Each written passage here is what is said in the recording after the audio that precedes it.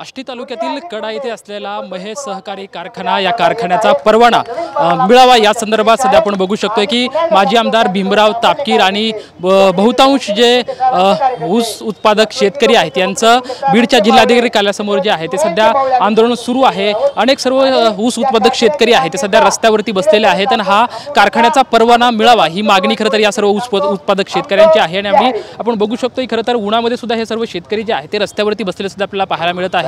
वेगवेगळे आशयाचे फलक खरं तर या सर्व शेतकऱ्यांनी हातामध्ये घेतलेले आहेत आणि हे सर्व आंदोलन जे करते आहे ते सध्या रस्ता बसले आपल्याला सध्या पाहायला मिळत आहे। खरं तर 2013 पासून जो कारखाना आहे तो सध्या बंद आहे, मात्र हा कारखाना चालू व्हावा, तिथल्या शेतकरी असतील किंवा तिथल्या मजुरांना योग्य तो त्या ठिकाणी चालना मिळावी अशी मागणी जी आहे ती या ठिकाणी होत आहे। तिथले स्थानिक आमदार आहेत त्या स्थानिक आमदारांचं खरं तर हे लायसन रद्द होण्यासाठी जी आहे तो आरोप सुद्धा अशा त्या ठिकाणी करण्यात येत आहे। मात्र सध्या आपण बघू शकतो की हे सर्व ऊस उत्पादक शेतकरी जे आहेत ते आक्रमक झालेले आहेत आणि बीडच्या जिल्हाधिकारी कार्यालयासमोर सध्या त्यांचं आंदोलन सध्या सुरू असलेलं आपल्याला पाहायला मिळतंय। कॅमेरामॅन विनोद सोबत लक्ष्मण जाधव, TV9 मराठी, बीड।